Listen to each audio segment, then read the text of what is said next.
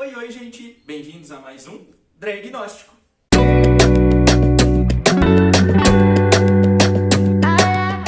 O tema de hoje do canal é algo que a gente está precisando estudar mais. Vide os últimos acontecimentos em alguns programas de reality. Então, hoje a gente vai falar sobre local de fala. E para falar sobre isso, eu trouxe ela, pedagoga, terroristinha de gênero. Pode entrar, Lúcia! Terrona, entra aí! E aí? Ai meu Deus, tô muito feliz por estar aqui. Esse feat acontecendo me deixou muito... Querida, eu me sinto tipo Pablo e Glória Groove. Ai, Era o feat que eu queria acontecer. Exatamente, é isso aí. Amiga, pra começar o vídeo, eu acho que a gente tem que primeiro explicar pra quem tá vendo o que é local de fala. Tá. Esse termo ficou muito popularizado e tipo, esvaziado mesmo de sentido devido ao cyberativismo, assim, né? Mas a ideia de local de fala é a gente pensar sobre a produção de conhecimento que tem sido feita sobre certas identidades e certos corpos, né? Não é necessariamente sobre quem ou não pode falar e quem deve ou não ouvir, é também sobre isso, mas é sobre nos espaços que você circula, nos espaços que você trabalha, que você frequenta, o que você ouve falar sobre, né? sobre certas pessoas. Tá. Então, o local de fala é muito sobre essa ideia mesmo de o que está sendo produzido sobre o conhecimento e como isso tem feito as pessoas no imaginário social, assim, pensar sobre corpos LGBTs, sobre os debates que a gente faz entre nós, e geralmente você vê esses discursos sendo produzidos por pessoas que não fazem parte dessa... Entendi. O que eu sinto muito do local de fala é que ele é usado mais como uma forma de silenciamento ao invés de uma forma de prosperar o conhecimento, né? Totalmente. E daí você até me mandou, a Lúcia, antes da gente gravar, me mandou um texto do Thiago Quatti. Thiago Quatti. Maravilhoso, gente. Eu vou deixar o link da tese aqui disponível para vocês. É uma tese que ele fala muito sobre o local de fala identitário, o individual versus o coletivo. O que você acha disso, Lu? Bem, nessa posição, inclusive, de comparação que o Thiago e que eu me alinho muito com ele penso, acho que a gente tem realmente percebido como há uma individualização do debate e que a gente percebe que há realmente esse silenciamento numa ideia de... Bem, eu vou partir um pouco também de algo que eu acredito, que eu sou uma pessoa muito estudiosa do Paulo Freire, né? E todo mundo já deve ter ouvido a frase célebre: quando a educação da libertadora, o sonho do oprimido é o sinal do opressor. E essa ideia do local de fala assim, individualista acaba pegando um pouco disso, assim, como a gente acaba não se abrindo para um diálogo, não se abrindo para o debate e esquecendo como é essencial a conversa, né? Principalmente dentro de uma ideia de debate político. Eu vejo muitas vezes que esse silenciamento acaba realmente impedindo pessoas que não têm acesso ao conhecimento que a gente tem ou à vivência mesmo de certos espaços. Acho que isso, inclusive, é algo a ser posto para se pensar, né, para as pessoas, tipo, se você fala que você não convive com pessoas trans, que você não conhece pessoas negras que façam um determinado trabalho, que façam determinado debate, é de se pensar que, socialmente, está tendo todo um esforço para que esse conhecimento não seja socializado, né? Então, acho que a ideia, inclusive, de contrapor entre o individual e o coletivo é isso, assim. Nós, individualmente, não temos muita atividade e estamos acostumadas a duvidar do nosso conhecimento e das coisas que a gente sabe sobre nós, mas também nós circulamos em espaços sociais em que a gente observa que há uma estrutura impedindo que esses debates ocorram, né? Amiga, e assim, agora que a gente falou um pouco sobre o que é local de fala, da onde que veio isso? Porque há alguns anos se tornou um termo essencial, né? Mas eu lembro, tipo, na minha infância, na minha adolescência, que não era um termo que a gente usava nas discussões. Como que surgiu isso? Então, o lugar de fala, ele tem um surgimento no campo de... Ele surge no campo de pesquisas acadêmico, ele é um termo acadêmico que todo mundo já ouviu falar, assim, por mais que não tenha lido, eu imagino todo mundo assim não, né? Mas é reconhecido que a Djanila Ribeiro, uma das principais teóricas e pensadoras brasileiras hoje em dia, né, produziu em 2015 exatamente um texto chamado O que é Lugar de Fala, onde ela até traz esse surgimento do termo, e ela fala, esse lugar ele vem como uma crítica as ondas de estudos e debates feministas, assim. Então, tem o que é marcado hoje em dia cronologicamente como a segunda onda do feminismo, que é marcada e associada muito à frase da Simone de Beauvoir, né? Não se nasce mulher, torna-se. A Djamila, ela mostra, a partir dos estudos dela, sobre como, nessa época, os debates que eram trazidos pelo feminismo, eles eram uns debates muito pautados na vivência de mulheres brancas de classe média alta. Ou seja, ele era limitante. Totalmente. E ele construía uma noção de mulher e de mulheridade, de debate, assim, que não contemplava a vivência total de mulheres. Então a ideia do local de fala é perceber, inclusive até nessa crítica, sobre como há um apagamento histórico de conhecimento de pessoas, né, negras, de mulheres negras, mulheres cis e trans negras, de pessoas LGBTs, de várias pautas, e toda uma articulação mesmo para que esse conhecimento não seja considerado como válido. Nesse texto da Djamila, ela vai mostrar, inclusive, sobre como tem narrativas sociais que não associam... o local de fala, inclusive, ele surge dentro do... Acho que é importante destacar que ele surge dentro do campo de produção teórica do feminismo negro.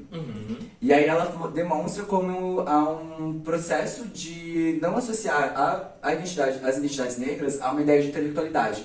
Então, o local de fala é uma ideia de mostrar sobre como essas pessoas realmente pensam sobre a realidade, e não só através da vivência e da experiência, mas pensam de forma intelectual mesmo, né? Intelectualizada.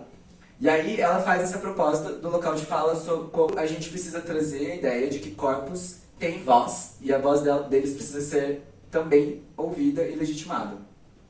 Inclusive, tem uma proposta da Djamila de ação e enfrentamento a essas ações, que é de se perguntar, né, sobre nos lugares onde o conhecimento é produzido e é difundido, então, na mídia, nos campos, inclusive até acadêmicos, sobre a presença de corpos que não são normativos e padrões, assim, que não é o homem branco, cis, e se essas pessoas estão produzindo conhecimento sobre elas mesmas e sobre a realidade. Na tese do Thiago, ele chega a comentar que o local de fala ele é excludente, né? Justamente por contrapor essa ideia do individual contra o coletivo, né? A tua vivência no individual, a partir do momento que você sanciona ou fala que a pessoa não tem vivência para aquilo, você tira toda a história do coletivo. Você acha que o local de fala é um termo excludente? Eu parto da análise que tem toda uma narrativa histórica construída para colocar a vivência de homens brancos, cis, héteros, como uma vivência natural e normal, assim, né? Então, tudo que não se comporta dessa forma é desviante. E aí eu acho que, assim, ela é excludente exatamente no ponto em que a gente esquece que as nossas vivências e a nossa experiência individual, ela não pode ser tomada para explicar a vivência de um todo, assim, né? Ainda que a gente... a proposta, inclusive, do local de fala é que a gente entenda que todas as vivências são marcadas por uma rede muito complexa de poder, assim, né? E aí, poder nessa ideia é realmente, assim, quem tem legitimidade para construir narrativas sobre pessoas, sabe? Sobre corpos. Então, ela é excludente justamente nesse ponto em que ela pega a experiência individual de uma pessoa e tenta coletivizar ela e transformar ela numa experiência universal de um grupo inteiro. Quando, na verdade, não é assim que faz, né? Então, a ideia, inclusive, das ciências sociais é que fenômenos sociais eles possam ser estudados e, a partir do momento que a gente identifica ele em muitos locais, a gente pode, né, desenvolver uma análise da sociedade e ver assim, não, isso não é um caso isolado, assim, né? Isso não é um evento pontual, situal. Não, isso é um problema social e se isso está ocorrendo, a gente tem que pensar estratégias para desenvolver outras formas de ação frente a ele. Assim. Que entra ali no próximo tópico, né? Como que a gente poderia usar o local de fala de uma forma para agregar no discurso, agregar na construção, né? E não dessa forma limitante? Para isso eu vou até citar uma outra pesquisadora e professora que produz sobre feminismo negro e questões de raça e etnia, que é a professora Maria Aparecida Nascimento. Ela tem numa das produções acadêmicas dela, ela fala sobre como a responsabilidade de corpos e identidades que não estão numa situação, né, abaixo na hierarquia, realmente cobrarem e terem ações efetivas de mudança dessa estrutura. Então, assim, e a própria Djamila, nesse texto, ela fala, todo mundo tem um local de fala.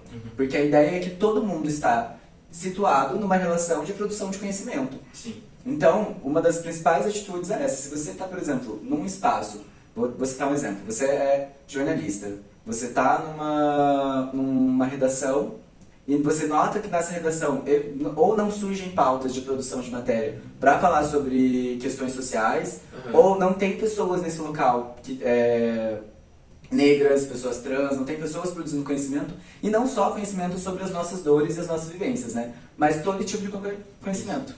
A gente não precisa pautar o conhecimento de pessoas trans, a vivência delas, né? O conhecimento que pessoas negras vão produzir baseado apenas em questões raciais e étnicas. Então, todas as pessoas podem produzir todos os tipos de conhecimento. Total. Né? É exatamente isso. E eu acho que a ideia como o cyberativismo se apropriou do local de fala acabou exatamente reduzindo a nós a um debate identitário, assim, né? Como se nós fôssemos unicamente as nossas identidades. E assim, óbvio que somos também, mas a complexidade política dos nossos corpos e do que a gente faz é muito maior. E vai muito além, né? Com certeza, com certeza. Gente, o vídeo de hoje tá mais curtinho. A gente trouxe essa discussão realmente para esclarecer algumas dúvidas. Se você ainda ficou com dúvida ou quer discutir alguma coisa, eu vou deixar as redes da Lu aqui, tá bom? Pode entrar em contato com ela. Eu acho que ela vai agregar muito se você ficou com alguma dúvida aí. E queria te perguntar, você gostaria de deixar alguma mensagem para os seguidores do canal? Gostaria. A minha mensagem como parte da ideia de que eu sou uma pessoa trans, mas sou uma pessoa branca também. E eu parto do princípio que você que está nos assistindo hoje deve cobrar nos espaços onde você circula que certas discussões aconteçam, ainda que as pessoas que têm a vivência dessas opressões não estejam lá. Porque, no limite, é exatamente isso que vai tornar esse debate mais difundido e mais potente, assim. É sobre nós, vivendo ou não certas opressões, a que a gente fale sobre elas.